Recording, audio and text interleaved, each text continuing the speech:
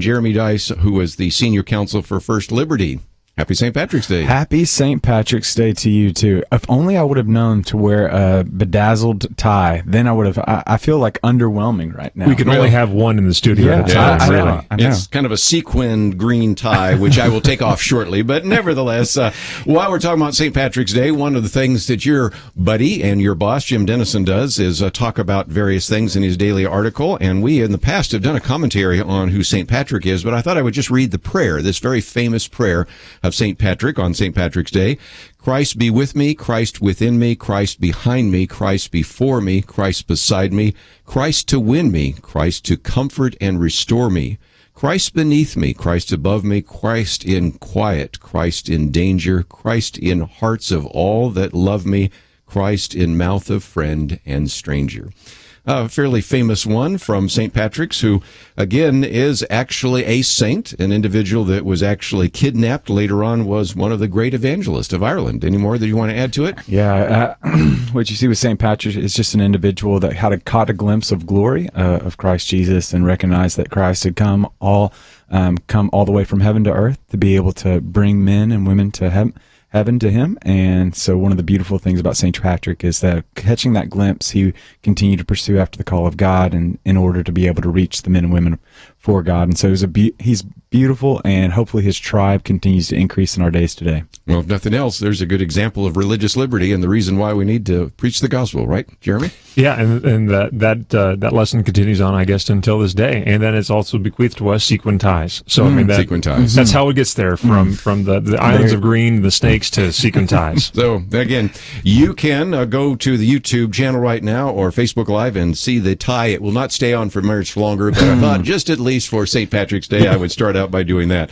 We have a lot of serious things to talk about, and again, let me just give you a short list. The first article here is about this judicial ruling on immigration, piece by David French, an individual who's been on this program before. We want to rely on Jeremy Dice and his expertise on that. An article that Kelly Shackelford pointed me to in The Atlantic, Breaking Faith, and then a follow-up commentary about that in the stream. We have both of those. A little bit later, we want to talk about this issue of deterrence. That will get into some of the things that we've talked about with Nick Pitts, what happened not only at the University of California at Berkeley, but also at Middlebury College, and those kinds of issues. Then, of course, there have been a number of people asking questions about these transgender bathrooms, so we have that, and those are just a few of the articles we posted. A little bit later, Kristan Hawkins will be with us. We'll be talking about whether or not to defund Planned Parenthood and what that means, so we have lots to cover. But, Jeremy, let me come to this right off the bat. Federal judge in Hawaii upsets the constitutional order to defy Trump. That's what David French says. And he said that essentially they used arguments, or this particular judge used arguments about people's hurt feelings and sort of the idea of their religious liberty. And at a time when we sometimes don't defend the religious liberty of American citizens, I was kind of struck by talking about defending the religious liberty of people that haven't even come to this country yet. Yeah, no, it's, this is a tough opinion on a lot of different fronts, but as a kind of a qualifier on top of all that, this is also a good demonstration of why it is so important to be focusing on judges right now for political campaigns, but also now post-political campaign. Sure. Getting the right guys in the right office here. I mean, this is an Obama appointee who was his law school roommate, if I remember right. Yeah, they were friends. Yeah, they're close and tied on. I would guess then more than just their love for the school football team. They seem to share kind of an ideology here that is seems to be leaking through here, and that's this idea of two things that I think David points out well in his article. One, that he went to the great degree to give standing to an individual citizen. I'm quoting from his article here. The court granted an individual citizen standing to sue in part because he was deeply saddened by the message the executive orders convey. Yes. Wow. It was that easy to get standing? That is shocking to me. Now, if you don't know what standing is, let's just put it this way. That is what qualifies you to be able to bring a lawsuit in a federal court. You've got to meet certain requirements to be able to do that. Supposedly, not everybody's supposed to be able to get that, but if you're able now to shed a tear and look kind of puppy dog pouty, you're able to get apparently now into the court of Hawaii anyway, to be able to get that to be brought in here. But then the other element that I thought was intriguing here and is I think going to be long-term damaging is that the court held very heavily to favor or to, I suppose, disfavor, but held he used the words of Donald Trump against himself. Yes. Now, when were those words uttered? Not after January 20, and he's put into office, and now he's the president, and those words have, magical meaning at this point. No, he looked back into the presidential campaign where you're actually campaigning things, and it says because you said mean things then, it must mean that you are actually a religious bigot and don't actually like religious people that disagree with you coming into this country. Well, look, we've all got our own opinions, and I certainly have mine about what Trump said in the campaign and post-campaign. But if we're going to be holding non-presidential people to presidential standards, we've got a real significant problem here. And that's going to, frankly, have a real chilling effect, I think, upon future political campaigns. Probably not for Donald Trump, because he doesn't seem to be chilled by much of anything. But, lesser political candidates will probably be chilled on that, saying, oh, my goodness, I could be held liable. Now, are we going to use the same logic for people who don't win that office? I mean, is there an ability for someone to be offended because of what Hillary Clinton said during her campaign? Does that give you access into the federal court system to be able to plead this thing? Yeah. I don't think so. Shouldn't be the case. But, this is not if this were anything outside of the Ninth Circuit, I think it would be laughed out of the courthouse. But because it has started there in the Ninth Circuit at a district court level in Hawaii, it will likely be upheld by the uber liberal court of the Ninth Circuit en banc, and the big court up there in California and most of the western part of the country. And then what happens if it gets all the way to the Supreme Court? Well, I don't know, to be quite honest. I don't know where that goes. Will Neil Gorsuch be there by that time? That's the wild card, is if we're going to be able to have Neil Gorsuch up there and he actually be able to provide some sense to this whole thing. I sure hope so. We're going to take a break, but one thing I would add is that Judge Andrew Napolitano said, and of course I have not studied this, but I'll trust him, that there's actually at least one Supreme Court precedent that says what a person says as a candidate cannot be used against them in a court of law when they're president. And that makes sense, because we all know in the rough and tumble of a campaign, all sorts of silly things, stupid things, a lot of hyperbole are said. So even quoting from the campaign actually violates a judicial action that has come down from the Supreme Court. I just think about the implications for this, right? So we're living in a social media age now where you have just a large group of millennials that are numbering upwards of 80 million now that are putting their internal dialogue is now external on Twitter. So what are the implications for that in 10 and 15 years when they start considering to run for office? Are we going to continue to look back on what they've said in the past? Are we going to judge them by what they're saying as teenagers and college-age students? Then understanding that people do change, and change is a good thing. So what are the implications for this based upon this ruling today? Well, we've got a lot to cover, and we will do so. Around the round table today, we have Nick Pitts as well as Jeremy Dice. And I might just mention, since we're talking about judges, one of the reasons that Kelly Shackelford's not here, he said I could say this, is he's actually helping evaluate some of those judges that President Donald Trump might appoint to the federal judiciary. So we'll give him a good hall pass and let him off for a while, because he's doing the Lord's work while he's not here with us. We'll take a break. We'll be back with more right after this.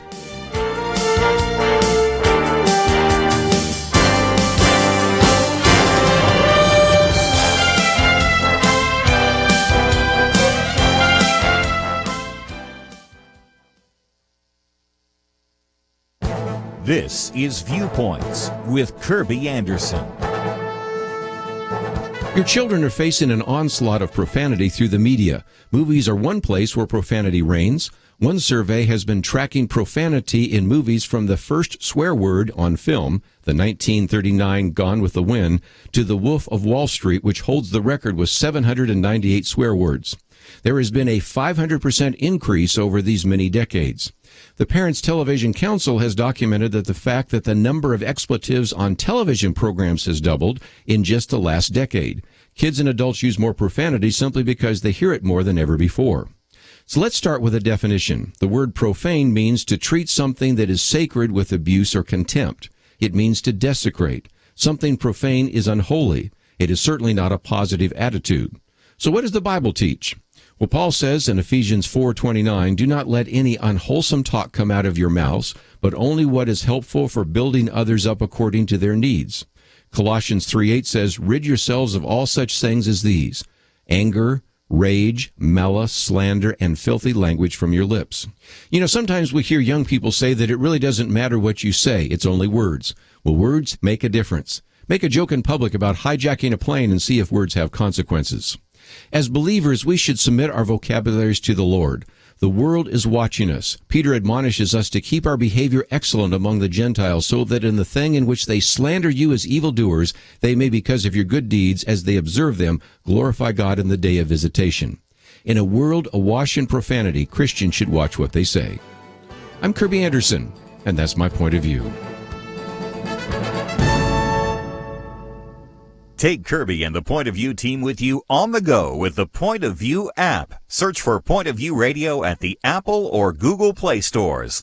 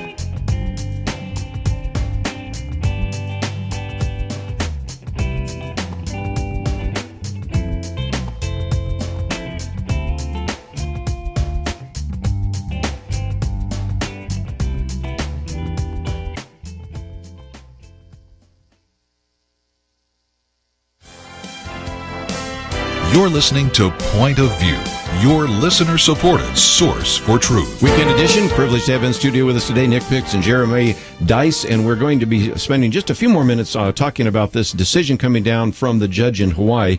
By the way, that article by David French is on our website, pointofview.net. And one of the other things that was interesting, we talked about standing, but just look at the plain facts for just a minute. The court at one point said there is hatred. We have to be, because they're quoting from Donald Trump saying we have to be very vigilant. We have to be very careful. We can't allow people coming into this country who have hatred of this United States and of people that are not Muslim. And what David French says, this is astonishing. Where's this judge been in the last 15 years? Does not the court recognize the plain truth of the statement? Even some of the statements that they were using to argue that there was animus on the part of Donald Trump are factual statements, aren't they? Yeah, well, not only that, but it's kind of the president's job, and the idea of immigration policy is to limit people who come here that would subvert our country in some way. So it's kind of ironic, and that's the point that David makes, and I think makes it very well. What is the limiting principle here? At what point are we going to say, no, this doesn't make any sense. We've actually got to allow this policy to go into effect, or whatever policy it might be. I think this is just a great quote from the story. It says, if a 90-day travel ban on entry from 6 war-torn or enemy countries gives Hawaii a giant sad, then what about actual bombing rates? You know, what limiting principle are we going to have here? When are we going to start saying, no, there's a reason why we're trying to keep people out of this country that don't want anything good to come of this country here? Well, and the other part I want to ask both of you is there have been a lot of questions about why can just one federal judge, first in Seattle, now in Honolulu, countermand the foreign policy of the President of the United States. In most cases, of course, we know what happens. The liberals or the left will judge shop and find a judge to actually take a pro-life issue and set it aside or get a stay on a particular piece of legislation. I did smile the other day when, of course, we had a Texas judge actually put a stay on one by Barack Obama, but that was for a legitimate reason. You hadn't followed the principle. But we do have co-equal branches of government. But when it comes to foreign policy, guess who's number one? The president. How can you allow a judge in Honolulu to say, since this is to protect the nation, that judge's opinion countermands the president of the United States, the commander-in-chief? Yeah, I really am just at a loss for words. It's just one of those instances where I just continue to go back to what G.K. Chesterton said. Like, some people are so open-minded that their brains are falling out. And it just appears as though, like, this just doesn't make any sense. Like, it literally just makes no sense at all. There is sense in the fact that Donald Trump, faithful are the wounds of a friend. He has said some atrocious things during the campaign. There's no turning back from that. He said some awful things and some things that were just very regretful. But to be, yes and amen, they were bad things, but to use those things in the court of law to judge his intentions rather than the presidential actions that he's done, just when there's no sense of economic security is indirectly tied to the justice and order of the law. And when the justice and order of the law is not being enabled, not being enacted, inevitably there's going to be the ripple effect on the economic prosperity of our country. And this is just very detrimental. Well, it leads us right into what we're going to see next week, and you're going to hear a lot of terms about originalism or progressive legal thought. That's what you're going to hear a lot coming out of Washington, D.C. next week as they begin to evaluate Judge Neil Gorsuch for the highest court in the land, right? But this is what happens. I think it was another Chesterton quote, if I'm not mistaken, but this is what happened when a judge has his feet firmly planted in midair, right? I mean, there's no, I just don't like it. I'm sad. It makes someone sad. What is the legal principle behind making someone sad as a reason to give them standing on things? There's no actual... there's nothing for the court to judge when someone's sad. You've got to actually have an injury, an actual cognizable injury that the court can actually address, and that doesn't involve sadness of any kind. But that doesn't matter for a progressive ideologue judge who wants to simply get to a result. He will manipulate the law in such a way to be able to get to that result. Now, in general, I would say that it's perfectly permissible for a court to be able to hold in check a presidential action of any kind. That's part of our system of checks and balances. That's why we have a third judicial branch in the judiciary to weigh in presidents who are overreaching, as we've seen really right here in our backyard with Judge O'Connor doing a few things like that as well against the Obama administration, which is good. But the difference here is that those Judge O'Connors were rooted simply, as you said, hey, you didn't follow your own processes, and so you need to go back through that whole process again. This is what the law was. You failed to follow it. Therefore, that's an extra executive action that you're not able to take. That's not what happened in this case. There was an ideological end that wanted to be achieved, and they shoved the square peg through the round hole to get to it. Just before we take a break, and then when we come back, we're going to talk about Planned Parenthood. Good Kristan Hawkins will be with us, Students for Life. But since we're talking about next week, of course, we have Neil Gorsuch.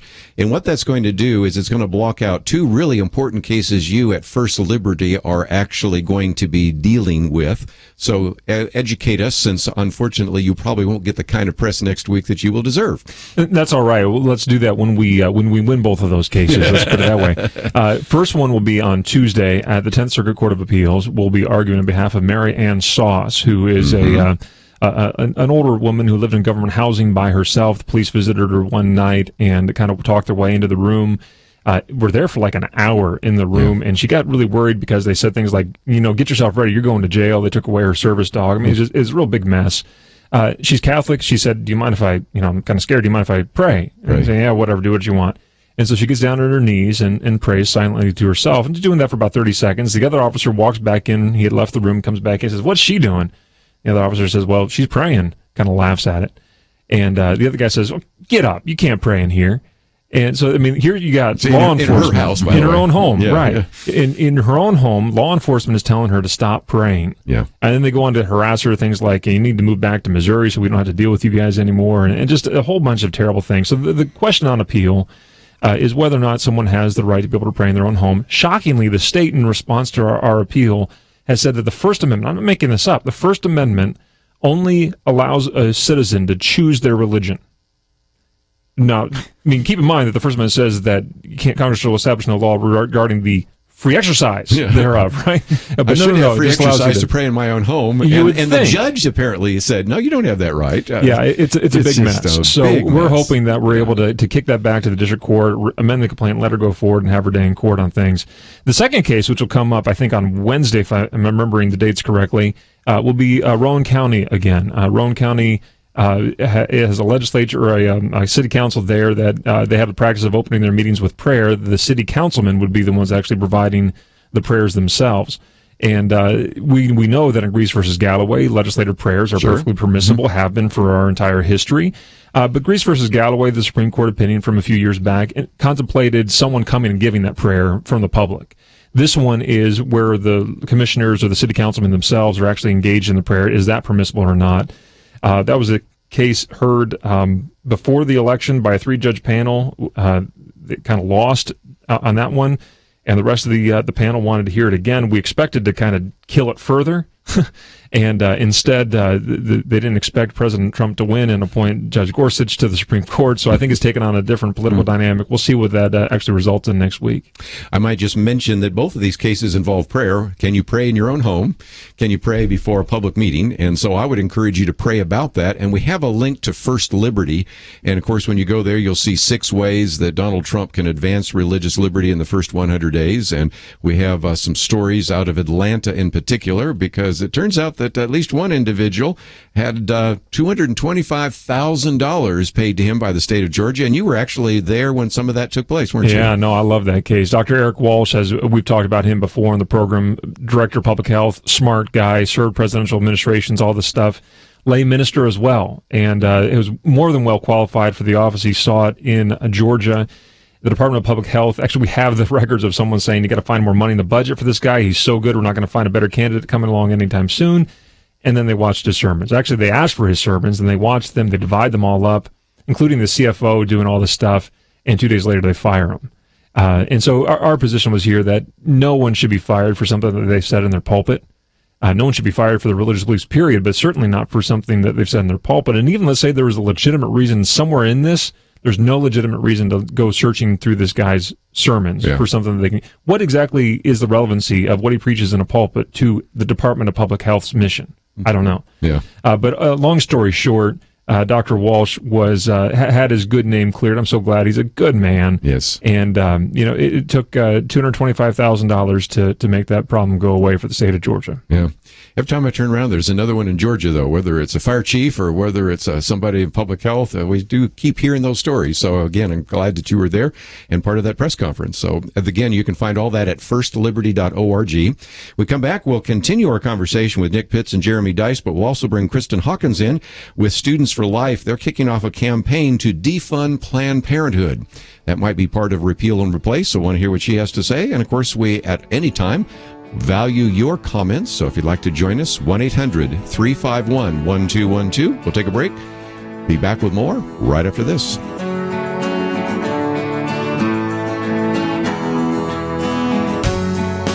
Is religious freedom still a cornerstone of the Republic, or has it effectively been crushed by the forces of tolerance?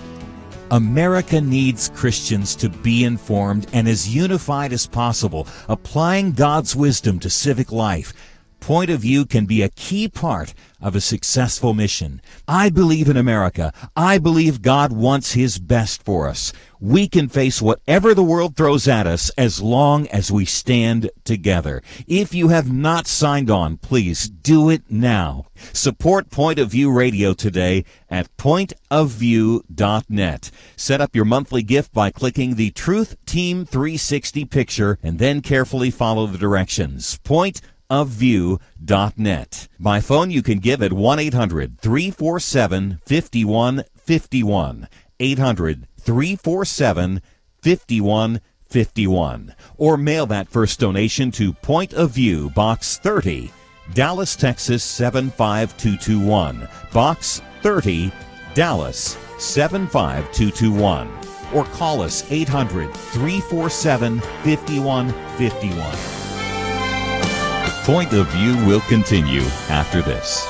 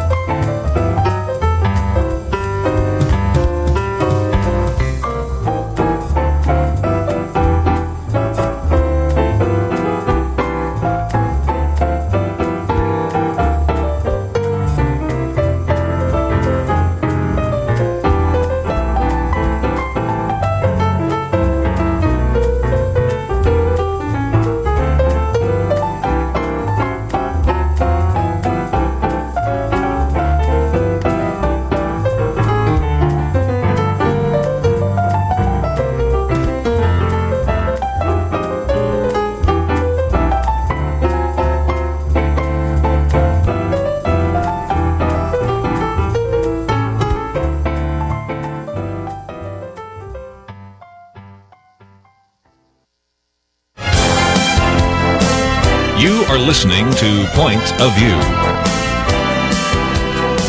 The opinions expressed on Point of View do not necessarily reflect the views of the management or staff of this station. And now, here again is Kerby Anderson.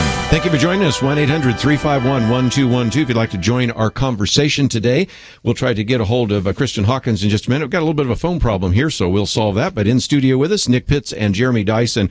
Some of the other articles we wanted to point your attention to. One comes from The Atlantic, which is really fascinating. It's called Breaking Faith. The culture war over religious morality has faded. In its place is something much worse. And the writer is actually talking about the possibility that as people leave church, the culture war gets more intense. People become even more divided. And so that's one issue. And then we've also put a piece by Liberty McArthur, which was in the stream, Secularism is Hurting America. Well, first of all, this is something Nick Pitts and you and Jim Denison and all sorts of other been talking about in terms of what happens when we move away from kind of a Judeo-Christian foundation to a much more secular society. And whether you look at it from the Atlantic point of view, which I would assume is a non-Christian point of view, or from the stream's point of view, it seems like everybody agrees secularism is hurting America. Yeah, you know, it's fascinating. I continued to hear echoes of Jonathan Haidt in the book, and so in the articles rather. And Jonathan Haidt, one of his main premises is that we are a tribal people. We are individuals that kind of gravitate towards our particular tribe. And there used to be a day that our tribes were our churches, that were Protestant and Catholic and Jewish, but increasingly we're becoming more political in nature. And as we become more political in nature, that we're moving towards tribes that are Republican and Democrat. And when you take religion out of the mix, what we continue to see is the fact that the founders were very wise to see the free exercise of religion, because they knew that religion in and of itself, regardless of what denomination or that it was, had the propensity to produce virtue. And virtuous people are good for a limited form of government. And what's increasingly interesting as we move into the future is that as religion continues to move away from the American culture, we're seeing less virtue and we're seeing more animosity among one another, which is the reason why we can't shift into a governing stance, but we're always campaigning. Yes, it's really amazing. We've had Oz Guinness on this program and Eric Metaxas, both of them writing about that as well. We're going to talk with Kristan Hawkins in just a minute, but I did want to come to you, Jeremy, for just a minute, because this sort of makes the case that religious liberty is really important. And I know that Kelly Shackelford and you and others at First Liberty sometimes have had non-Christians, secular people come up and say, you know, I'm really not a religious person, but I recognize that if we don't have religious liberty, it's eventually going to hurt my liberty as well, isn't it? Yeah, and I like to say that if we lose our religious liberty, we're still losing liberty. Yes. Right? It's an important principle to remember that the loss of religious liberty is the loss of liberty, of the loss of freedom in general. You know, it's interesting to me that this story really meshes well with a story we just got done discussing out of Hawaii, where we observed that here we have a judge that is unwilling to be bound by the bright letter text of the law, or be constrained by the Constitution in some respects. He's just kind of making it up as he goes, getting to the end that he wants to achieve, and doesn't matter how you get to that end. That's the end that's more important than the way to get there. That's not unlike what we're facing here. I mean, if we don't have a moral restraint upon ourselves, freedom turns quickly into anarchy. It sure does. And that's why there's a need. And the founders, you're right to point that out, Nick, that the founders understood that virtue creates, or religion creates virtue, which creates a self-governing society. People who have a lack of a moral restraint in their lives that are then asked to self-govern, well, it's going to be a very difficult life to be governed by. Yeah, again, that's kind of the idea of just Christian self-government, and that was something that both many of the framers, and not only framers, but most of the individuals that were responsible either in the founding of this country or the framing of our Constitution understood. So I'm going to come back to that in just a minute, but we were able to solve our phone problem, and that is now we're able to bring to the microphone Kristan Hawkins, and she, of course, as many of you are very familiar with, is with Students for Life. Last night began a program which I think is a really interesting outreach called, again, hashtag SockIt2PP. And the idea is to use socks to really talk about the need to defund Planned Parenthood. So, Kristan, thank you for joining us today here on Point of View. Hey, thanks for having me today. Tell us about your outreach. This is really exciting, and I would never have thought using little kids' socks or baby socks to use that as a way to deliver to Congress this very important message. Well, you know, we've become increasingly concerned Planned Parenthood this week just announced another multi-million-dollar PR campaign. They are doing everything they can to make sure they don't get defunded of our taxpayer dollars. As you all know, that they are the nation's largest abortion vendor. They receive more than $500 million every year from us. And one of the campaign promises of those in leadership at the Congress and the White House was that they would defund Planned Parenthood. Well, Planned Parenthood's pushing back. And really, Congress hasn't been hearing from us, from pro-lifers, the majority of Americans. And so we were trying to find a way to get people engaged and not just call your congressman, your senator, which everyone on this line needs to do today and keep doing every day. But what else can we do? So we came up with this Sock It 2 PP campaign. You can go to the website, sockit2pp.com. The idea is to collect baby socks. We want to collect 5 tons of baby socks. That would represent, so it's going to be 323,000 baby socks. Wow. Roughly, I had a mathematician call me last night and tell me, do you realize you're asking for 5 tons? We want to get 1 baby sock for every child that Planned Parenthood aborts annually. And we're going to baby socks. And we're going to take them to Capitol Hill. We're going to take them to Capitol Hill next month. And we're going to ensure that Congress knows the majority of Americans are pro-life, that we're against using our taxpayer dollars to fund the abortion Goliath.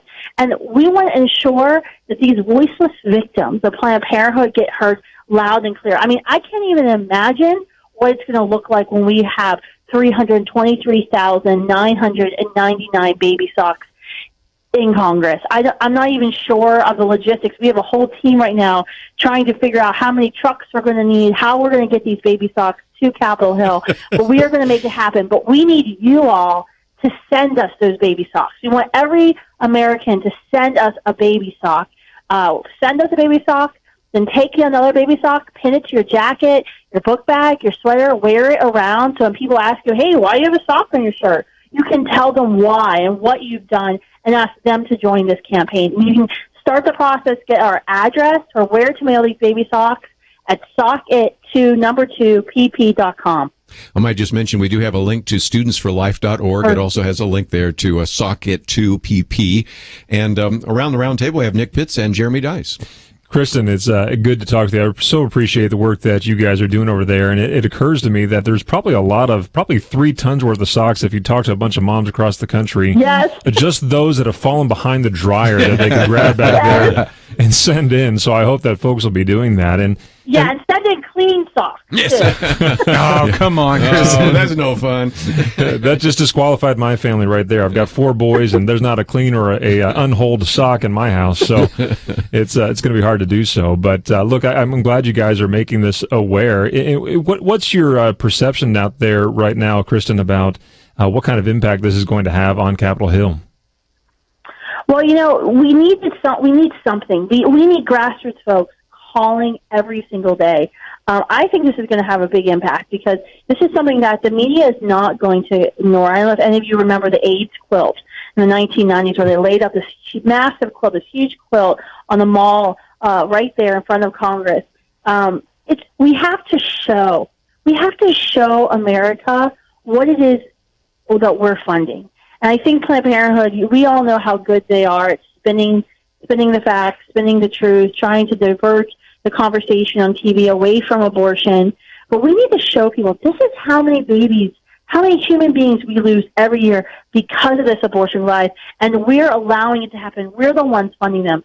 This is going to be huge. The senators on Capitol Hill that are being targeted by Planned Parenthood right now that have promised us to defund Planned Parenthood, but we know are kind of wavering on their commitment, they're not going to be able to ignore it when there's 320,000 socks. And I guarantee you, if they betray us and they continue funding Planned Parenthood, the socks are going to be going on a little road tour.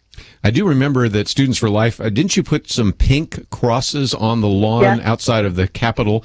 And years ago, and this actually was happening, I think, even before you were born, I remember one time when they had done this, another group had done this, and there were all these crosses, and the Secretary of Health and Human Services asked, what is that? And his aide said, well, those are the number of people that have been aborted. And he said, each year? He said, no, Mr. Secretary, every day. And he just stopped because there were like 4,000 crosses. This is something that I think has a real impact, but nothing better than giving away a lot of those socks. Nick, any thoughts about this? Nick, I made effect. I would hope that Nick will cover this sometime soon in some of the things he does with the Denison Forum. Yeah, you're going to sock it to him, I guess you could say. We are. That's awesome. So just for listeners' attentions, so this is going out countrywide. Is there any senators in particular that definitely need to hear voices right now? Well, we're encouraging you to contact every senator. Every state needs to hear from you. I don't want to get into the specifics of the states. One, I'm a 501c3 organization. But two, everyone needs to hear. Even if you're a senator, and I live in Minnesota now, I have two very pro-abortion senators. You bet they hear from me all the time. Go to sockettopp.com and you can contact them. Let me take a break. We've got another question for you. If you can stay on, we'll be back right after this.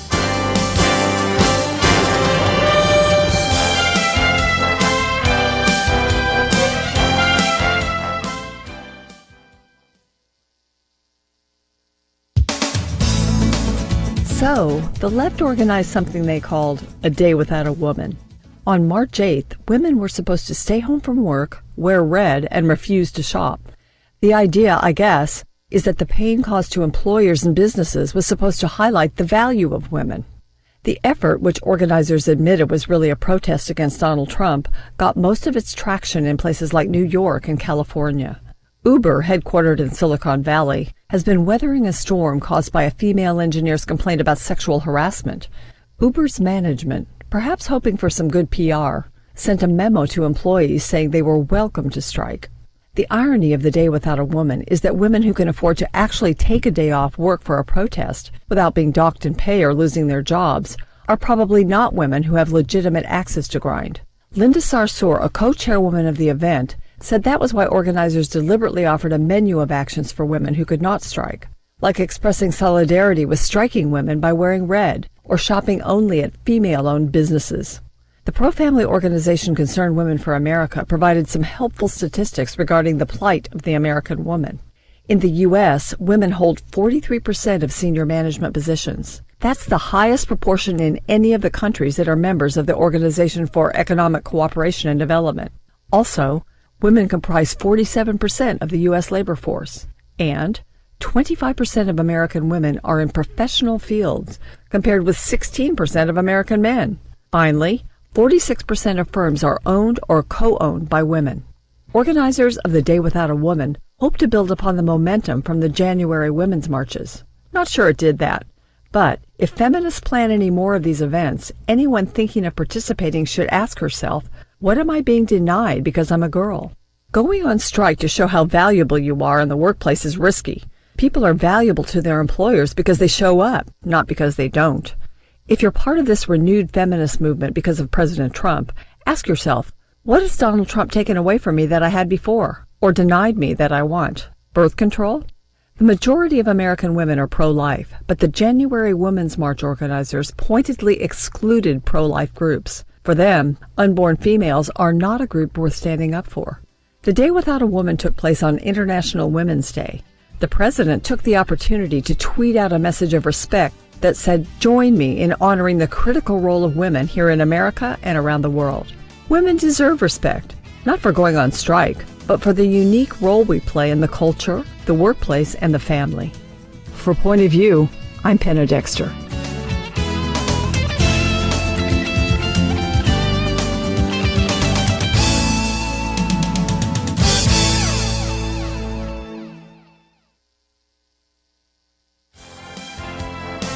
Now, back to Point of View, your listener-supported source for truth. Weekend edition in studio with us, Nick Pitts, Jeremy Dice, and by phone with us for just another minute or two, Kristan Hawkins with Students for Life. And again, if you're just joining us, hashtag SockIt2, that number 2 PP, or again, we have a link to studentsforlife.org. 323,999 baby socks delivered to Congress. That just makes my head hurt just thinking about the logistics, doesn't it, you, Jeremy? It does. And I'm going to guess that there's somebody that's listening right now, Kristan, that is saying, oh, come on, this is a gag, this is a stunt. It doesn't really have any impact. Let's get serious here and have a squared off debate with our opponents. I remember growing up in the 80s that there was a big controversy of whether or not we ought to be showing what a baby looks like in utero and maybe what the abortion process looks like in public as well. Tell our listeners more, Kristan, about why it's so important to visualize these things. I mean, we talk about this a lot in the pro-life movement. If abortions were happening on every street corner in America and you could see what's happening in abortion, there would be no abortion. Because these victims are never seen. And I think, there's a lot of debate in the pro-life movement of, do we show victim imagery? And how do we show them what's the most appropriate way to do that? I think the baby socks, we can get across our message with the baby socks. And that's what we're trying to figure out right now logistically, is how we're going to display 323,999 baby socks, because it's so many. But I think that's part of it, that this is such a logistical challenge and a nightmare for my team. But this is the nightmare of abortion. And I think that in itself, us even trying to figure out how we're going to store these socks, how we're going to transport them, that in itself is a story, because each and every one of these little socks that weighs 0.7 ounces, and yes, I know exactly how much they weigh, each and every one of them represents a human being, a child that was snuffed out of existence before he or she was able to take his or her first breath. And I think that's going to have a powerful effect. There's not going to be anybody pro-life or pro-choice who can walk by all of these socks and say, yeah, that's okay. I'm okay with that. They can't say that. This is why we do the crosses on Capitol Hill and why we do the crosses on campuses, because people like to think of abortion as safe, legal, and rare. And the abortion industry does not want abortion to be rare. And quite honestly, they don't want it to be safe. They just want it to be legal, and they want to be paid for with our taxpayer dollars. We've got to show our country what it is that abortion is, and who are the ones responsible for this. And I think we've got to turn the tables on Planned Parenthood. We cannot let them bully us around with their millions of dollars. One other question just for you, I'll let you go, and that is, it was interesting that the Congressional Budget Office said, there will be a consequence if we pulled the plug on the nation's largest abortion business. That is, we'd have more births. First of all, that's kind of an acknowledgement that we are killing babies. But then going on, there was a very good study that was done by one of the experts at the Family Research Council that said, well, yes, you can't reduce the labor force by 58 million people through abortion and not have some of the problems we have with Social Security. And again, you'll recognize that we always have people forgetting that these are the next workforce, and of nothing else, the Congressional Budget Office sort of been making your case this week, hasn't it? They have, and it's funny because, first of all, they got the number of, they estimate how many Americans would lose care with this Reform Act. They more than doubled, they thought were going to be cared by Obamacare. So they're not really in the business of, they should be in the business of trying to figure out who should get insurance and how they're going to be covered. They're just not that good at it. They were off by, half. But when you look at the study, and I was reading it, and the Washington Post actually put out something on Snapchat about this, and it was just plain eugenic. That, yes, well, cutting funding to Planned Parenthood might save money now, but it's going to cost us more money in the long run because of these people being born, and, majority of them are going to be born on Medicaid. And we're going to have to pay for those births. And they're going to be part of the workforce. They're going to be producing. Yeah. Children are always seen as a liability in this pro-death culture. Yeah. We need to turn that around and say that they're a real asset, and they're also, of course, created in the image of God and have value and dignity. That's exactly right. It's one of those things where I think people say them, and then all you have to do is turn it back on them. Say, can you repeat what you just said? Are you saying that a human being isn't worth the cost to birth them? And that's what we do on college campuses all the time. And then people start to think, oh, yeah, maybe I shouldn't have said that. That does sound a little like eugenics. That does sound a little wrong. But they get into these bubbles, and it's awful. It's absolutely awful. The CBO is making our case for us. Cecile Richards made our case for us. Last week, we're going to be taking her tweet and blasting it on campuses all over the country because she came out and said abortions were as vital as pap smears to Planned Parenthood. Yeah. Really, Cecile? You think killing a human child is as vital to a pap smear that can detect cervical cancer that could save a woman's life? That's how important you think abortion really is? Yeah. Kristan, I love what you guys are doing at Student for Life, and in this instance, I love how you're highlighting some of the negative repercussions and just the evil that is abortion. But there's also some really good stuff that you guys are promoting on college campuses. Can you speak to some of the good things that are happening through Students for Life? Absolutely. I mean, we're about educating this generation, telling them the truth about abortion, but also being there right at that moment of crisis to help those women, to help them to know that they don't have to choose between the life of their child and the life that they've always hoped for, between their education and their career. And that's why we have our Pregnant on Campus initiative. This week at Arizona State, our Students for Life group had a whole week-long pro-life Pregnant on Campus display. The local news covered it. It was amazing. We have something today at Colorado School of Mines going on, and we're getting pro-life and pro-choice people together and saying, how can we support women? I think that's something that, the other side likes to say, well, we care about women, and that's why we're, for legal abortion. But really when it comes down to it, when we're on these campuses and we're the ones going to the administration asking for support, help, it's the pro-lifers. It's not the pro-choice side joining us. We had a student just last week who was going to lose her financial aid because she gave birth in November, and her school determined that because she had to miss schools for giving birth, that she didn't have enough credits to qualify for her financial aid and was going to lose her loans. And so we pulled up something called the Title IX and politely reminded her school that that was discrimination. Now she's going to be able to stay in school. That young mother is going to stay in school. She's going to get her college education, and she's going to provide for her child and her family and give them the life she's always dreamed. Well, yeah, go ahead. Oh, that's phenomenal. For our listeners, one more time, I'm always astounded by what you all are doing in the scope that you're doing it at. So can you remind our listeners one more time of just how many college campuses you're on, how many students are involved for the Students for Life movement? Yeah, so we currently serve over 1,100 clubs, high school, college, med, and law schools. We're in every state across the nation. Right now I've got a staffer in Hawaii. I just had a staffer up in Alaska. We are everywhere. I'm in Boston today. We are there every single day. We've got about 30 full-time staffers. This is a full-time mission, and our job is really to be there with this generation because we know this is where culture has changed. Young people is where culture has changed. Politics is downstream from culture, and if we don't win this generation, we're going to lose this battle. Well, again, thank you so very much for joining us. Again, we have a link to studentsforlife.org, and that will also give you a link to SACA to Planned Parenthood. And the campaign has begun, and we encourage people to get a baby sock, send one in, pin one to your vest or to your coat or to your blouse, and talk about it. So, Kristan, thank you for joining us today here on Point of View.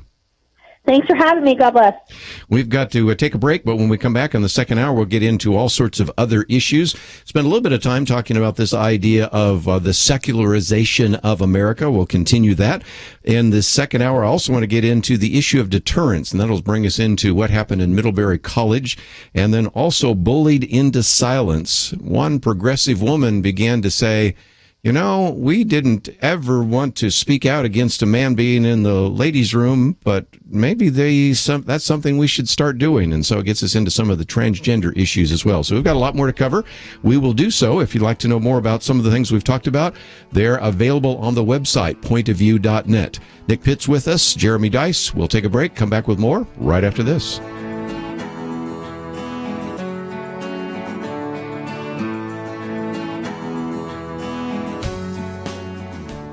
Modern life is go, go, go, and Point of View is absolutely ready to go with you.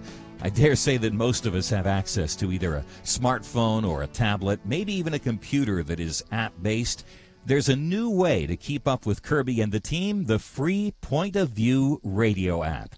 With quick links to listen to the program live, to keep up and share Kerby's meaty and insightful viewpoints, commentaries, read articles on issues we're talking about that impact you and your family. Did you know you can also watch the show? Yes, radio with cameras. You can access that through the app as well. There's a link to our action alerts, how to find us on the radio across the nation, ways to contact us, and so much more. Visit your app store, iTunes or Google Play. Search for the Point of View radio app.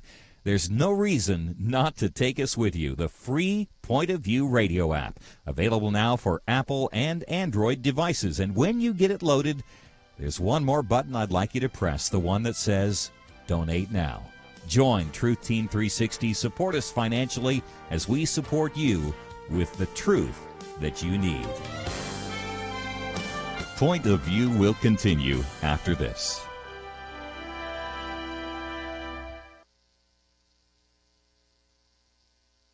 I just thank God for y'all. I listen to you every day, truly. I wanted to thank y'all for everything you do each day to inform Christian families and our community about the things we can do, and just the way you're so informative. I listen to you daily and love you guys and appreciate you so much. God bless you, Kerby, for keeping this show so on track and for the decades of wonderful help to this nation that Point of View has been. We're all big fans of your work, and we pray that God will just prosper it. As a Christian, over the years that I've followed this program, I am constantly challenged to be on guard and to evaluate what's going on. And if for no other reason, to protect the caliber and the truth of your programming, I need to participate and to back your program financially to ensure that the truth stays out there for people to hear, to view, and to be a part of.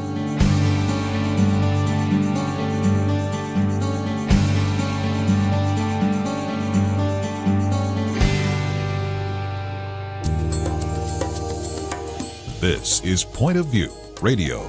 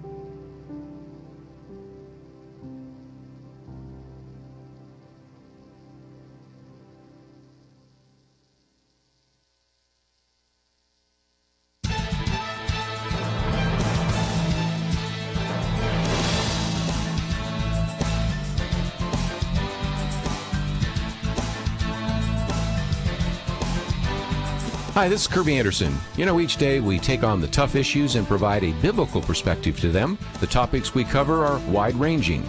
Apologetics, theology, prophecy, creation and evolution, intelligent design, marriage, family, child-rearing, the millennial generation, trends in society, politics, economics, business, religious liberty, the Constitution, public policy, foreign policy, military policy, tensions in the Middle East, abortion, homosexuality, pornography, sexual ethics, media, technology, history, and America's godly heritage. We talk about anything that affects your faith, your family, or your freedom. So don't go anywhere, because Point of View continues right now.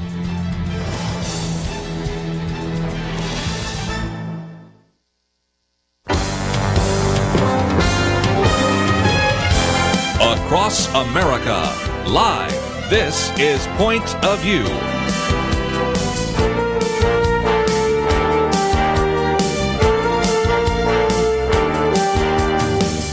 And now, Kerby Anderson. Second hour, if you'd like to join our conversation, 1-800-351-1212. Had a little difficulty with our phones. We were able to make that connection with Kristan Hawkins, but I think we'll be able to take your calls if you'd like to join us. And we have in studio with us Nick Pitts and Jeremy Dice. And just before the end of the program, I do want to talk about all the material available at both of their websites, because there's some great resources. But in the moment that we have right here, let's continue the conversation we started before we talked with Kristan Hawkins, and two articles that we've posted, one from The Atlantic, which kind of looks at this from a secular point of view, and then one from The Stream, but again says The Atlantic acknowledges that secularism is hurting America. The church should take note.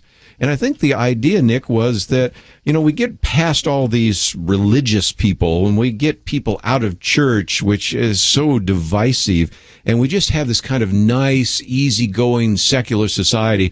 We'd all be holding hands and singing Kumbaya. Didn't quite turn out that way, did it? You know, it's just really fascinating when you just see, when we're continuing to see, not only, we've always known it to be true relative to the biblical narrative, but now social science research is pointing to it that literally following after the Jesus way, and not just following after the Jesus way, but religion has a positive benefit upon society. And so, speaking as a Christian, being classically trained in theology, it's this understanding that when Christians understand that they're supposed to work for the good of their city, they understand that they're working for the welfare of the place that they've been planted. And so when they're working for the welfare of the place that they've been planted, they're living in accordance with the word. We see that marriages are stronger. We see that families are the bedrock of society, and they have the propensity to produce children and to be able to care for children. That there's those that are on the margins of society benefit, where there's a strong Christian presence in communities. There's just a positive benefit when Christians, as well as religion, is just a part of the American system. And that's what I love about what the Atlantic article really shines a light on, is increasingly we're moving away from some of those religious foundations and those religious kind of moorings that we've always had, and it's really been to our detriment. Some issues are civility is another one that I might want to put on the table, because obviously there have been Christians that have been incivil, that's for sure, but civility and the idea of treating other people as you would like to be treated, I think it's called the golden rule. Isn't that kind of a religious idea that we certainly seem to be moving away from? Yeah, and in my line of work, we call that the First Amendment. Yeah. That we're able to, we're able to disagree with each other. We're able to disagree vehemently. Mm-hmm. We were having a debate actually here just a minute ago about whether or not brisket is what the Lord intended us to eat, or if it was supposed to be pork. And I'll just leave it to the Tennessee guy in the room to figure out which one's actually right. But we can disagree with those kinds of things and have a real strong opinion about what those things are about. And we used to be in a position in this country where that was okay to have that disagreement. And not only that, but there were some that would say, I disagree with you vehemently, but I'll defend your right to be wrong on those things. That kind of classically liberal idea is gone. It sure seems and to no have longer vanished. are you permitted to be able to do that. Not only can you not be wrong, you cannot remain wrong, right? You can't remain within the room by being wrong. Your mere presence is enough to cause some snowflakes to go into real fits of sometimes literal rage on things. That happens when there is a kind of this moral idea that we're all in search of a truth, of the truth. And when we're suppressing the right to be able to have that pursuit, then we're going to, of course, or even having the idea that there is something called truth out there, period, then we're going to be putting forward any idea that pleases ourselves, and everybody's going to be wrong. Take, for instance, I saw last night on TV watching March Madness. I just caught the bare end of a commercial for the NCAA, and two female basketball players said genders don't play basketball, or genders don't play sports, athletes do. And I had to sit there and go, are people really this stupid that they believe this? That's going to get into our transgender conversation in just a minute, isn't it? Right. Yeah. But I mean, here are two transition into transition. Nice. Yeah, very good. But here are two people who don't qualify for the NBA, the NFL, the NHL, the Major League Soccer, or Major League Baseball, and they're saying that genders don't play sports, athletes do. It's kind of a strange thing in my mind that we don't even think about how crazy this is coming out of our own mouths. Mm-hmm. Well, we used to have something that would correct that, and that was something called truth that we would have to ascribe to, or at least weigh our words against to make sure that they could actually logically, consistently hold up. I couldn't agree more, Jeremy. I really, what I continue to go back to is I really do think it's the breakdown of neighborhoods and of communities. That individuals now want to have their voices lifted up to the vast populace, and no longer can those voices be kind of filtered and refined through community tables and through those smaller gatherings. Mm-hmm. What research continues to indicate is that individuals don't have that significant other person that they can turn to. We're increasingly becoming more isolated as individuals, as well as just isolated as communities in general. You go to a city council meeting, and there's usually more people that are sitting on the city council side than are sitting in the audience, right? Robert Putnam classically defined this as we're bowling alone. We're just not civically engaged anymore. That individuals, though we're more connected social media-wise, we're also more isolated because we don't have really those strong connections that those community organizations have often produced within us. And as we become more socially isolated as individuals, it's almost as if we still want our voice to be heard, but now we just lift our voices up higher. And when we're lifting our voices up higher to a larger populace, it really doesn't make any sense whatsoever because it hasn't been refined by those conversations that we're having. So it's no longer okay to agree to disagree. No, you've got to agree with my perspective. Yeah, and I'd add into that, and this is implicit with what you're saying, but there is no cross-generational wisdom that is being transferred amongst those things. Agree. Mm-hmm. Where grandma would look at that commercial that I saw last night and say, what are you talking about? That is the dumbest thing I've heard. Hot dang boy. That was what my papa would say. Hot dang boy. Yeah, papa is not speaking his wisdom, gained through quite an amount of years. Not only is he not gaining the wisdom anymore, giving the wisdom to the younger generations are saying, you're irrelevant now. You're not even worth my time to listen to. You don't actually even possess any wisdom because you're backwards, you're a bigot because you've believed in something of eternal truth. Yeah. And so that pushing to the margins of things and really getting rid of those things has been the result upon that has been very negative, and not just for the religious right. It's been very negative for the secular left as well. Mm-hmm. Sure. And I think this article does a great job of highlighting both of those perspectives where it says, hey, look, it's had an impact upon the religious side of things or the conservative side of things, but it's also had given the rise to guys like Bernie Sanders and others who have said, well, let's just burn it all down. All right, because if we can't have anything good come out of everything else, or if there's no moral compass or moral impetus for us to do things with, then we got to have something else fill that void. And his idea for the void filler is government, or more of it. Yeah, I think C.S. Lewis would call this chronological snobbery, right? Yeah, to be able to look at the past and to be able to say, it's not to be taken lightly, and it's not to be taken seriously because there's obvious inherent wrong in this. And I think unfortunately, what we're going to see is those who don't learn from the past are going to repeat the same mistakes from the past. And this is just not going to end well if we continue on this trajectory. Usually we have you here on Wednesday to talk about millennials, but you're here on Friday. So I want to come back talk about that because one of the things in your most recent article found that only 19% of millennials trust another person. So if I don't trust you, and I don't trust you, and I don't trust my parents, and I don't trust my grandparents, then I really am in a silo, aren't I? I couldn't agree more. And so not only do you just see this trust interpersonally between our neighbor as well as our classmate and other individuals, but you're seeing this trust institutionally as well. And when you don't trust institutions, inevitably it causes protest in institutions. Well, we'll talk a little bit more about that and get into a couple of other issues. And, of course, we've already mentioned the issue of transgender, so we've got a lot more coming up right after this.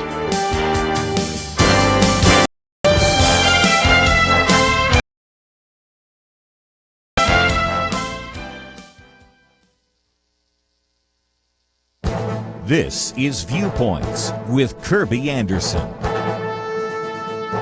Your children are facing an onslaught of profanity through the media. Movies are one place where profanity reigns. One survey has been tracking profanity in movies from the first swear word on film, the 1939 Gone with the Wind, to The Wolf of Wall Street, which holds the record with 798 swear words.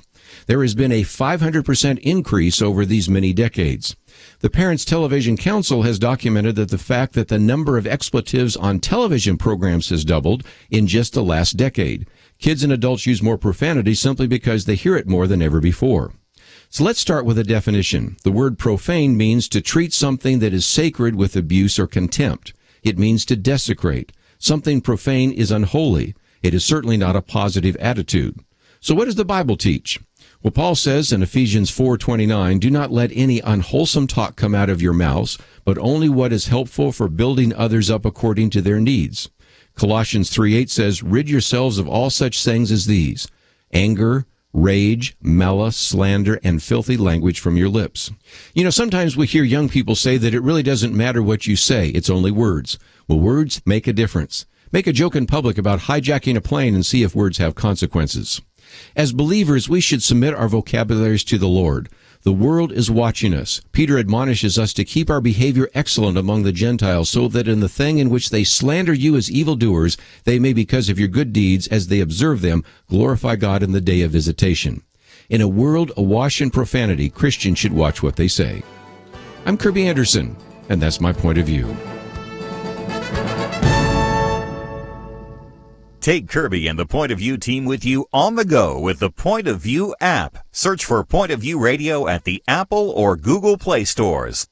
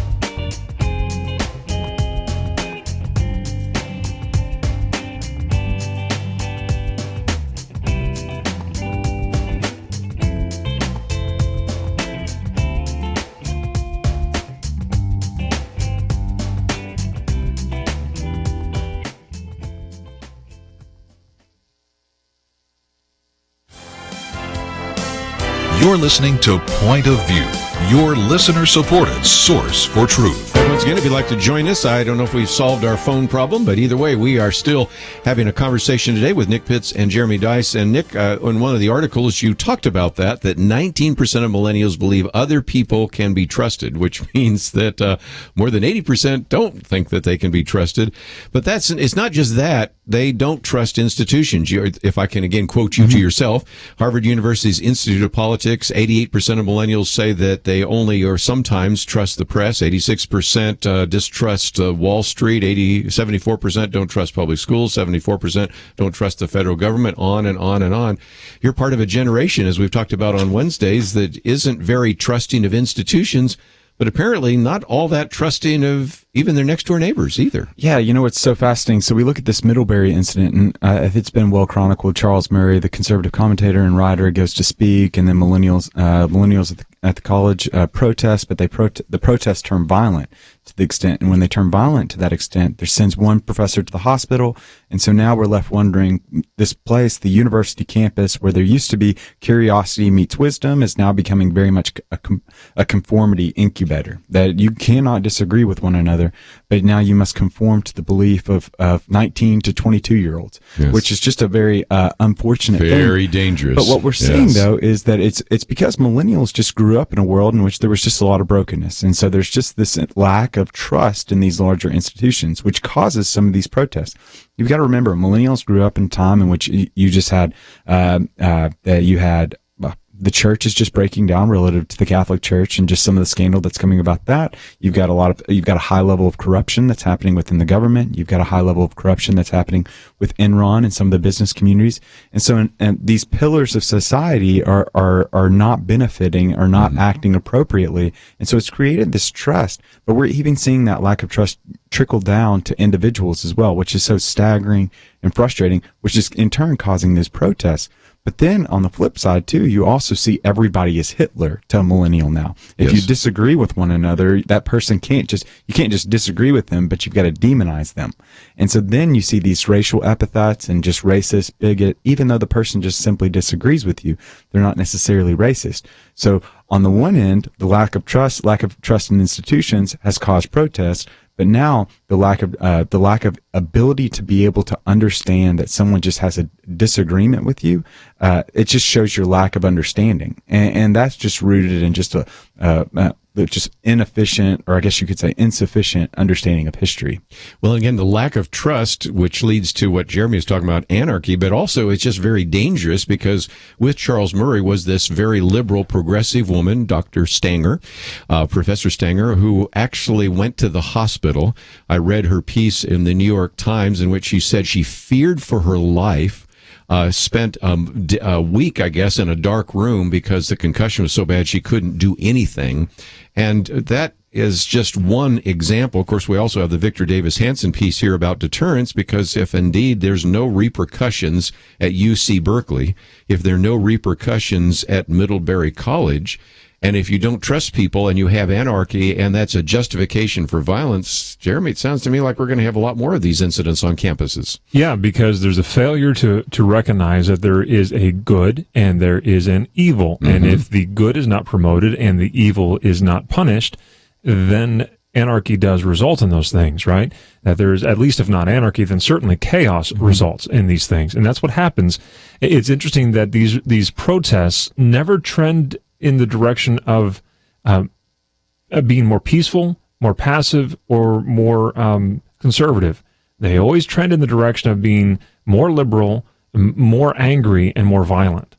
And that's a very dangerous thing for us to do unless the adults step up in the room, which I think they have started to do a little bit here, at least with Middlebury. Mm-hmm. Maybe that's been the Waterloo for this movement here. I don't know. But at the moment, Middlebury seems to be standing up for the flag that says, look, hey, it could be just frankly Professor saying, my neck is on the line here, literally. Yeah, literally. Yeah. And so if we're not careful, not only is my academic position may not change because I've got tenure or what have you, but I don't want to spend my week in a dark room because I got a concussion trying to escort someone off of the otherwise free stage of public thought. And you know what's so frustrating with this is protest in and of itself is not a bad thing. Like it's been used in the past, and it's a good thing to highlight injustices and wrongs within society.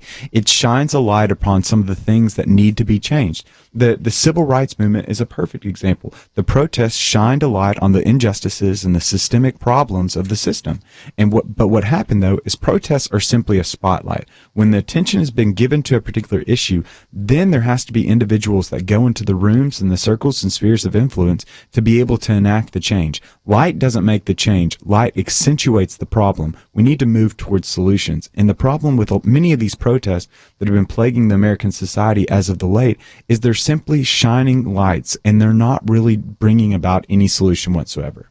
Or maybe they're just simply providing the heat more than they're even shining the light on things. They're trying to consume whatever it is that is the focus upon the whole thing. And there's also a time for protest and a time for governing or whatever there might be here. And there's not been that pivot towards, okay, and I think that may be because there's no success in actually changing the hearts and the minds of the people that are around them to say my cause is actually right, and not only right but just. But that's what we lose in a country that is required to self-govern itself.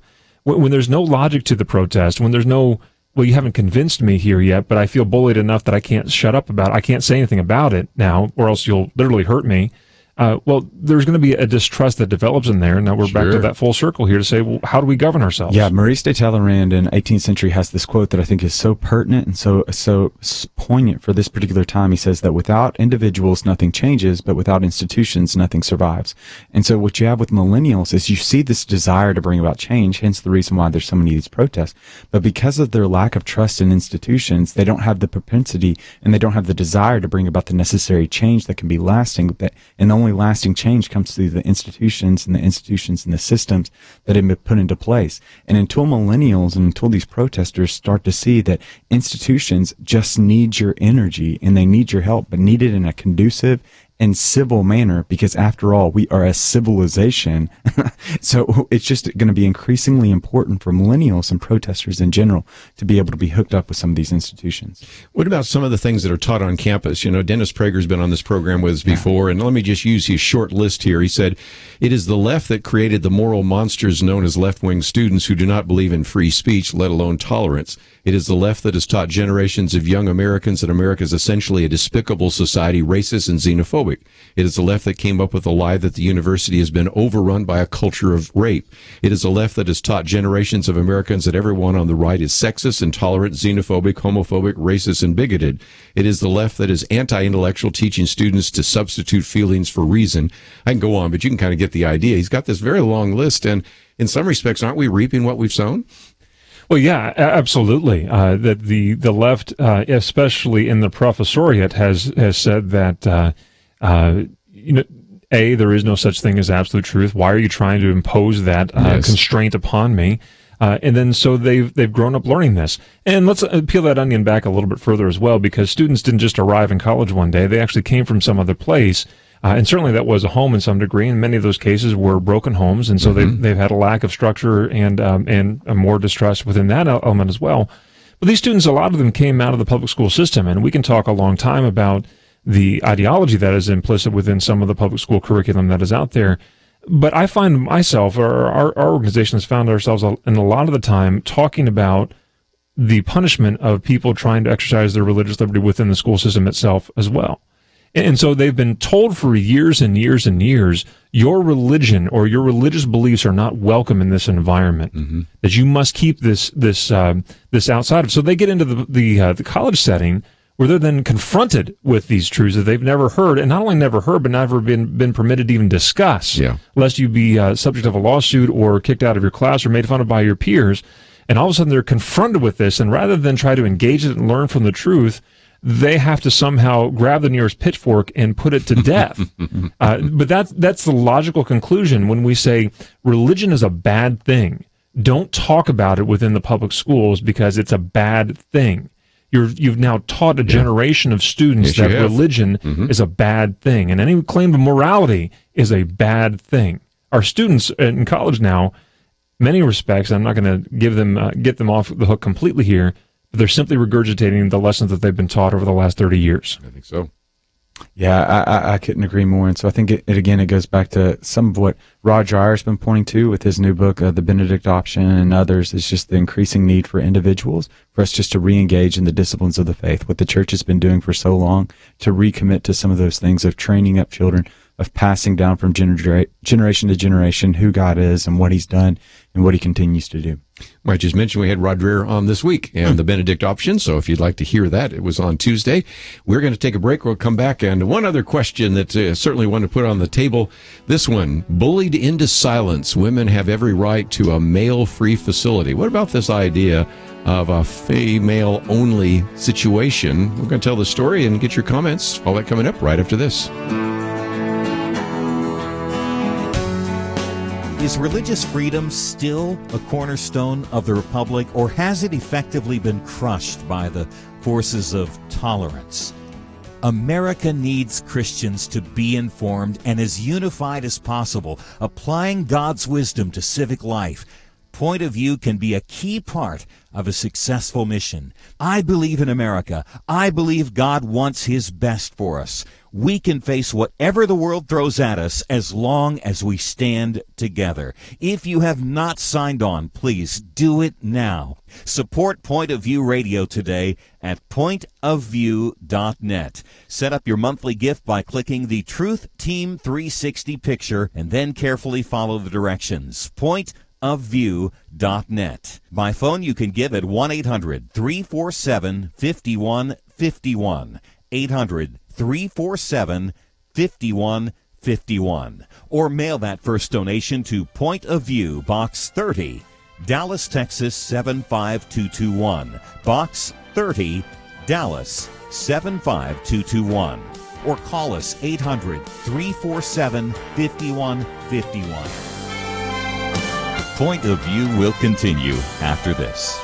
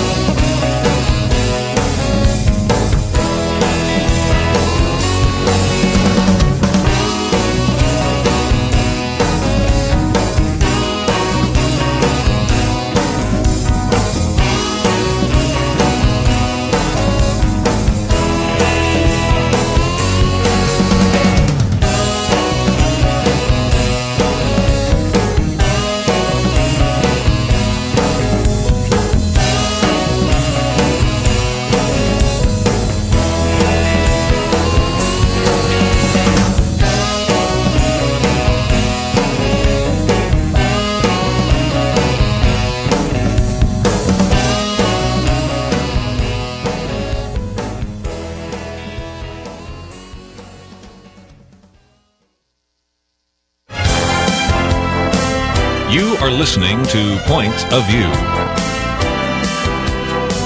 The opinions expressed on Point of View do not necessarily reflect the views of the management or staff of this station. And now, here again is Kerby Anderson. Final half hour, if you'd like to join us, 1-800-351-1212. Let me just give you a program note. Next week, we're going to have Lee Strobel with us as he has a new movie out about him and about his conversion. Joel Rosenberg will be in studio with us as we talk about his new book. Jay Sekula will be on the program with us as we look a little bit at some of those issues, not the least of which is Neil Gorsuch.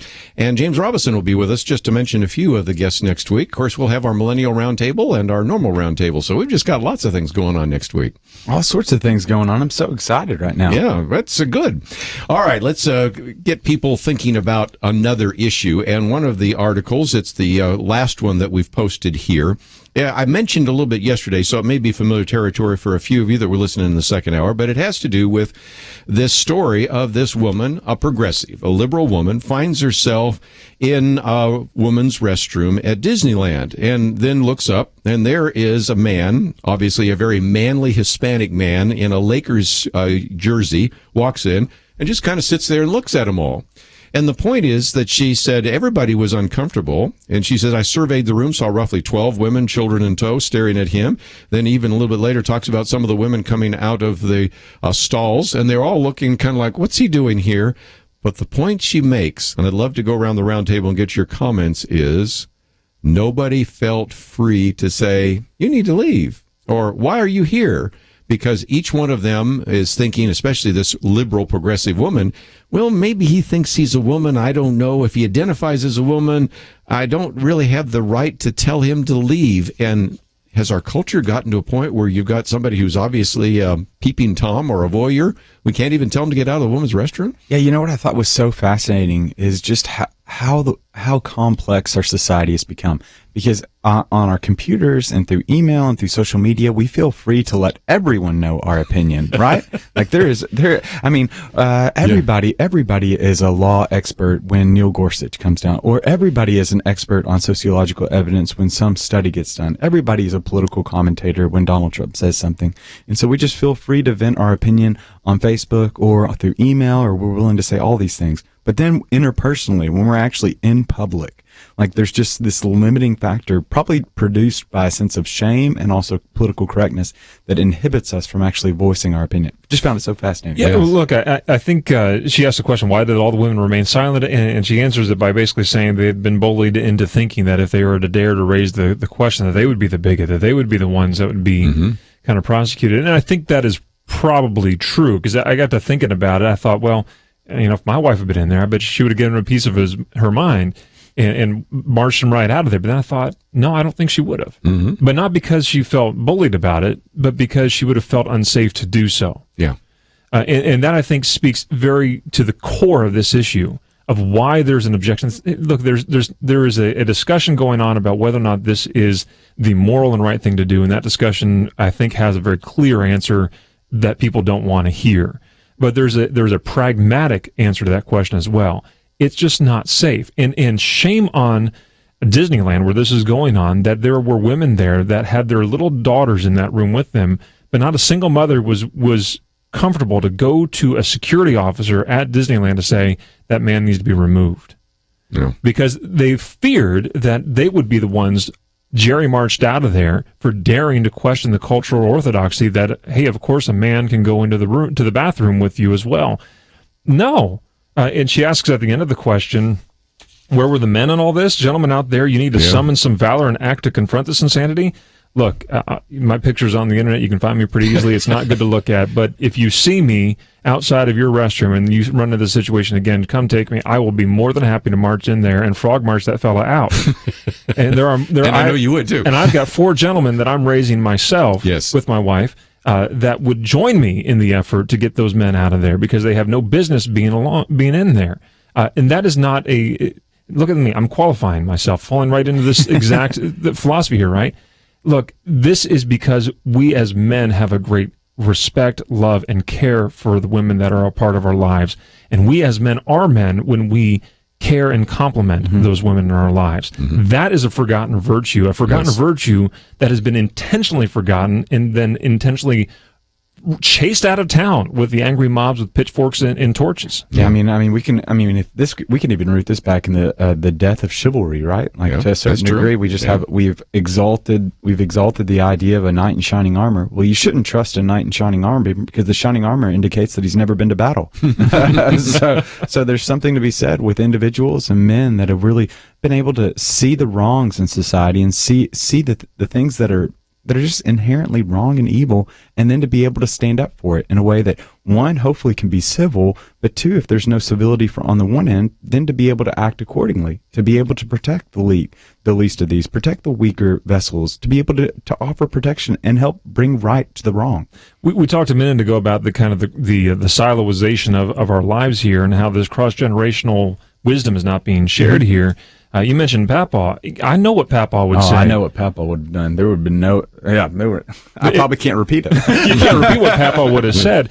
But at the same time, think about this. This story is talking about how 12 women, children in tow, it says right there in the story. Right. What are those mamas teaching their daughters? Yeah. For goodness sakes. Now, look, I can appreciate the situation. There's some concern there. They don't want to confront someone who is bigger, stronger, and perhaps more deadly than they are, and so they maybe better course of wisdom is not to do anything at all, perhaps.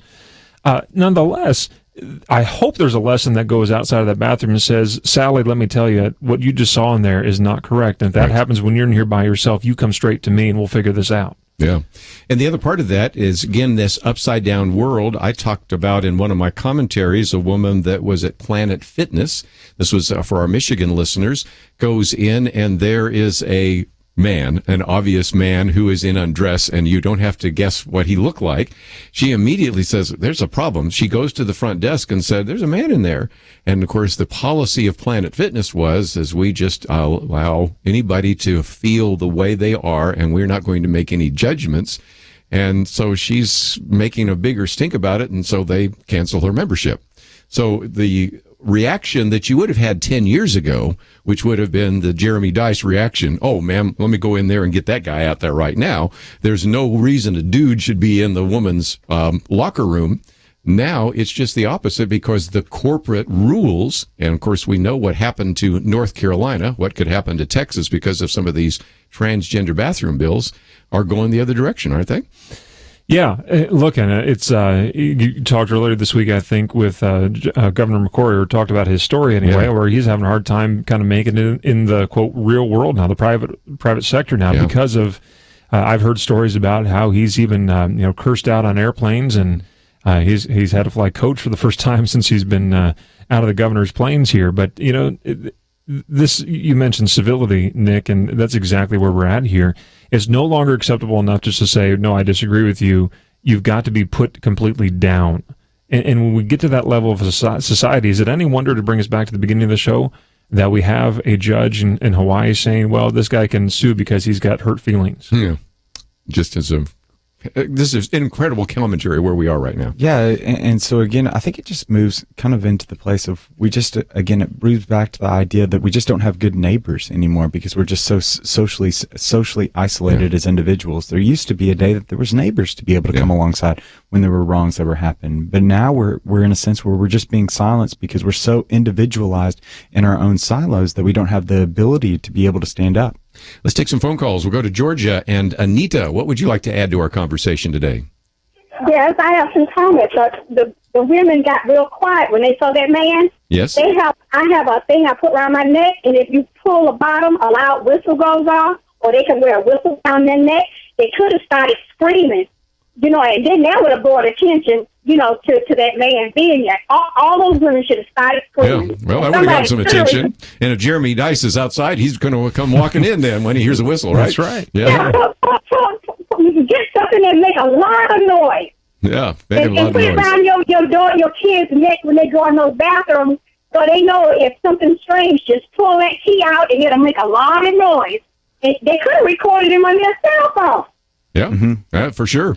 Yeah, I think what we saw with Target, right? Because at the end of the day, Walt Disney World's a for-profit business, and what we saw with Target is when they took this particular position, well, they have the freedom to be able to take this position, and just as customers have the ability to be able to decide whether they want to shop at Target.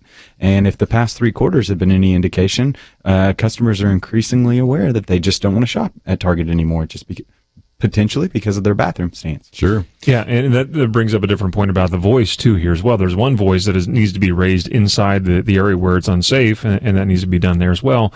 But another voice needs to be raised so that squeaky wheel gets that grease. Because what has happened over the years is the reason why we've gotten to target Freudian slip, I suppose, on that a little bit.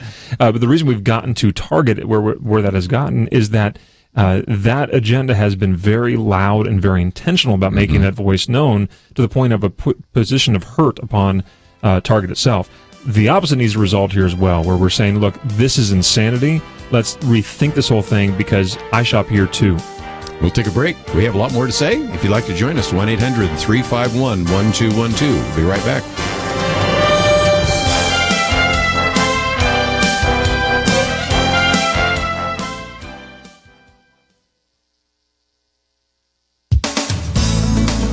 So, the left organized something they called a day without a woman. On March 8th, women were supposed to stay home from work, wear red, and refuse to shop. The idea, I guess, is that the pain caused to employers and businesses was supposed to highlight the value of women. The effort, which organizers admitted was really a protest against Donald Trump, got most of its traction in places like New York and California. Uber, headquartered in Silicon Valley, has been weathering a storm caused by a female engineer's complaint about sexual harassment. Uber's management, perhaps hoping for some good PR, sent a memo to employees saying they were welcome to strike. The irony of the day without a woman is that women who can afford to actually take a day off work for a protest without being docked in pay or losing their jobs are probably not women who have legitimate axes to grind. Linda Sarsour, a co-chairwoman of the event, said that was why organizers deliberately offered a menu of actions for women who could not strike, like expressing solidarity with striking women by wearing red or shopping only at female-owned businesses. The pro-family organization Concerned Women for America provided some helpful statistics regarding the plight of the American woman. In the U.S., women hold 43% of senior management positions. That's the highest proportion in any of the countries that are members of the Organization for Economic Cooperation and Development.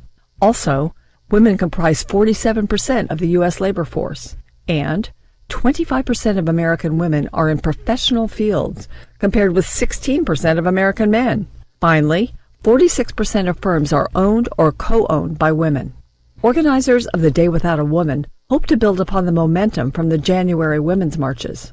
Not sure it did that, but if feminists plan any more of these events, anyone thinking of participating should ask herself, what am I being denied because I'm a girl? Going on strike to show how valuable you are in the workplace is risky. People are valuable to their employers because they show up, not because they don't. If you're part of this renewed feminist movement because of President Trump, ask yourself, what has Donald Trump taken away from me that I had before, or denied me that I want? Birth control? The majority of American women are pro-life, but the January Women's March organizers pointedly excluded pro-life groups. For them, unborn females are not a group worth standing up for. The Day Without a Woman took place on International Women's Day. The president took the opportunity to tweet out a message of respect that said, join me in honoring the critical role of women here in America and around the world. Women deserve respect, not for going on strike, but for the unique role we play in the culture, the workplace, and the family. For Point of View, I'm Penna Dexter.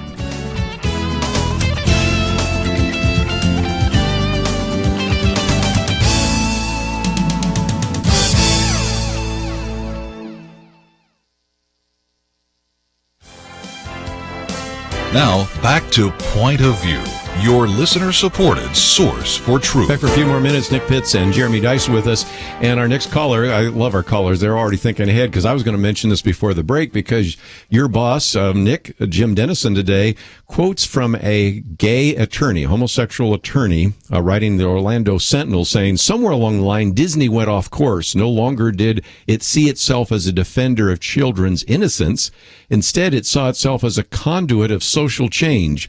Walt Disney became Harvey Milk. And for those of you who don't know who Harvey Milk is, he was a supervisor in San Francisco. Of course, a lot of us that grew up there knew him. But the point is that here is an individual who is a proud member calls himself a proud member of the LGBT community, and he just disagrees with Disney's decision to try to promote LGBT issues with children. So it's good to hear some of those voices, and next caller wants to get into that in just a minute. Yeah, and we'll probably talk about it in the next caller, but just to remind our audience, like the LGB, there's only at most 4% of the population that considers themselves homosexual, lesbian, gay, or bisexual. Transgender, there's only 700,000. But you would think, based upon the public policy, this is the vast majority of people. But it is such a minuscule part of the population. It's just astounding. You know, when I do teach on this at a Bible school each year, I talk about the fact that most Americans assume that 25% of the population is LGBT, and of course, I don't even think 4% is probably a little too high. But let's take this phone call in Illinois. WPEO, Patty, I think you wanted to talk about Disneyland, so go for it. Yeah, I just don't. You know, they've been so off the wall for so long, and the church has never really said, "Don't go," you know, and don't do this. And now that they're letting men in the bathroom. Where were we 20 years ago when they were saying we are gay friendly and gay promoting? Why didn't we back off years ago? Why did it take us this long? Well, and again, to give some credit, I remember the Southern Baptists at one point talked about boycotting Disneyland, and they got pilloried. And the other day, Franklin Graham said maybe you shouldn't go to Beauty and the Beast, and of course he got criticized. So that is certainly the case, but. You know, this happened at Disneyland, but the point was not that it happened at Disneyland as much as it just is that you had a liberal, progressive mother who had an experience, and it could just as easily have been at an athletic event. It could have been at the symphony. It could have been anywhere. But the point is, Jeremy, she just, because of all this political correctness, was convinced that I would lose my progressive liberal credentials if I were to even speak up about a man being in a woman's room. Yeah, right. You can't be honored at that year's Jefferson Jackson dinner if you push a man out of the women's bathroom. And my goodness, you see, Patty and Anita, you're both making a very critical mistake, and that is said with much tongue in my cheek. But the critical mistake you're making is that you're applying common sense to liberal ideology. And when you confront liberal ideology with common sense, of course, you have to give way to that whole thing. So you're right to say it doesn't make any sense at all. That's true. It doesn't make any sense at all because what you believe is actually the correct common sense understanding of, oh, wait a minute, there's a man in here. He shouldn't be in here. There was a skirt on the door when I came in, not a man in pants. So this man's clearly mistaken. Let me redirect him. That's not the common thought anymore. The common thought now is, oh, he must be transitioning. Well, let's let him be in here. It doesn't make any sense to me. It didn't make sense to Papa. It didn't make sense to my mom either. Well, again, we're in the midst of March Madness, and a couple of you want to talk about the NBA and the NFL and NCAA. So, Ken in South Carolina, you have the floor. What would you like to add to our conversation? Thank you very much, Kerby, for your ministry. It's awesome. Here's my question with regards to all the corporate upheaval with regards to shower rooms, bathrooms, locker rooms, and all this, specifically PayPal and Target, and there's a host of thousands in North Carolina and Texas. They're deploying support on various things, including the NCAA, including the NFL and NBA. My question generally is this. Has anybody done any sort of study with those sports leagues or those corporate entities that are opposed to what traditional values are? Are they, in fact, in their leagues or locker rooms, in their corporate offices or restrooms and all this, are they modifying, making the expenses that they're so-called asking for the general public? Don't are think they making so. those changes? I think you can make your own easy conclusion when you look out on Sunday Night Football and see how many women are going up and down the field that day. You know, it's pretty obvious that the locker rooms have not been opened up to the female sex in the NFL, and I don't think there's any plan to do so in the future. And I thought you may have been going, Ken, to see if there was something that is taking place within. Is there some evidence that there are cities that are able to hold the common sense position and still maintain? Houston is the great example of that, yes. Right? Mm-hmm. The left is holding up, suggesting that potentially North Carolina is actually suffering tremendous economic damage, and it doesn't appear that that's actually true, but that's what they're saying. Well, if the logic holds, then the city, one of the biggest cities in the country that rejected these non-discrimination ordinances by a vote of the people themselves. They held a Super Bowl. Yes. With streaming colors, with, I mean, no problems at all, and great economic impact and all the things with it all. Apparently, you're able to actually do it. Yeah. And so, and of course, they've even had some people coming in from North Carolina talking to Texas because, as I mentioned yesterday, but let me again, for those outside of the state of Texas, this so-called bathroom bill has passed the Texas Senate. Now it's gone to the Texas House. Whether it actually goes through the House and is signed by Governor Abbott, I don't know, but there we're saying again that the economic impact was negligible, and matter of fact, in some cases, actually positive in places like North Carolina. So who would have guessed? I think there's just like if we can, I want to continue to put us back to the big picture. There is 700,000 transgender individuals. There's some estimates of anywhere from 100 to 200,000 transgender children that are in the schools, and so much attention is being paid on just. Yes, we need to make sure that students aren't bullied, but then again, we have to remind ourselves there are hundreds of thousands of students that cannot read right now in Texas, where our attention would be much rather paid to. And so it's just increasingly important for us to remember what are the important things. Yes, bullying needs to be eradicated, but we also need to make sure that we have all our children that are able to read, to make sure that we're not repeating these same mistakes that we're continuing to trip over in the current. Let's just, before we run out of time, Jeremy, let's talk about all the wonderful resources that are at firstliberty.org. Right next to your picture, click on that. And that is something I would encourage to sign up for, the action alerts and updates, because then you can pray for some of these events that are going to take place next week, some of these court cases. Yeah, absolutely. And on that topic, and I can't tell you what it's going to be, but I know next week, if it's not Monday, it'll be soon thereafter. There's going to be a very special announcement on the website at firstliberty.org about some stuff that I think you're going to really want to pay attention to in the next coming weeks and months as things go by. But we've got resources ranging from just updates on our cases, which are important for you to review. You're probably at some party and you're talking about religious liberty, and someone says, oh, there's really not a problem with religious liberty. Well, firstliberty.org would stand to prove otherwise. We've got a publication that would prove otherwise called Undeniable, which catalogs literally thousands of cases across the country in the last year that have been demonstrating religious hostility in the country here. Or you could just simply listen to the 90-second podcast that I know you guys hear quite often on many of these stations on Point of View. Yeah. But the First Liberty briefing that I do here, just 90 seconds long. Start going when you brush your teeth. When I say go to firstliberty.org, it's been 90 seconds. You're allowed to stop. So it's. I thought it was 2 minutes. I thought it was 2 minutes. Are we? Yeah, we can fudge on that a bit, apparently. But so if you get enough time to be able to do that, just learn the stories of religious liberty. That's what we're attempting to do with the briefing here. I want that to be in your ear to hear. Okay, wait a minute. I have there's a lot of hope that we have with the religious liberty because we've got so many good cases on it, and 90% of the time at First Liberty we're winning these cases, which is an important thing to keep in mind, lest we think that we're on the losing side.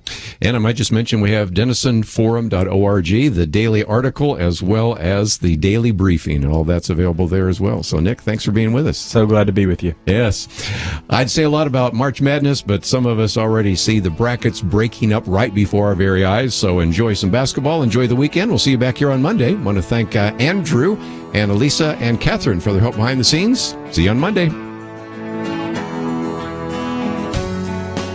Why does Kerby Anderson do what he does? Because he believes in God's ability to use you to make a difference.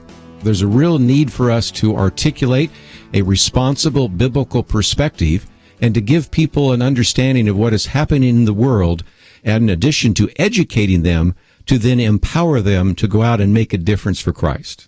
Together we can push back the growing darkness. It's not going to be easy, but by God's grace, it is happening, one person, one community at a time. Join us in this mission. Become a monthly partner. $1 a day, $30 a month will make a huge difference.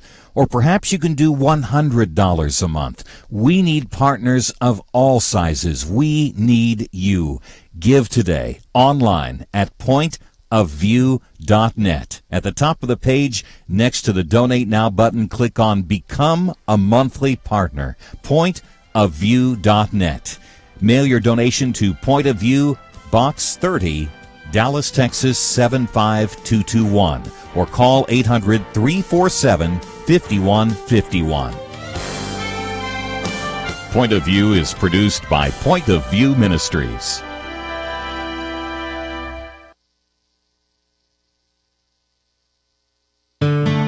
I just thank God for y'all. I listen to you every day, truly. I wanted to thank y'all for everything you do each day to inform Christian families and our community about the things we can do, and just the way you're so informative. I listen to you daily and love you guys and appreciate you so much. God bless you, Kerby, for keeping this show so on track and for the decades of wonderful help to this nation that Point of View has been. We're all big fans of your work, and we pray that God will just prosper it. As a Christian, over the years that I've followed this program, I am constantly challenged to be on guard and to evaluate what's going on. And if for no other reason, to protect the caliber and the truth of your programming, I need to participate and to back your program financially to ensure that the truth stays out there for people to hear, to view, and to be a part of.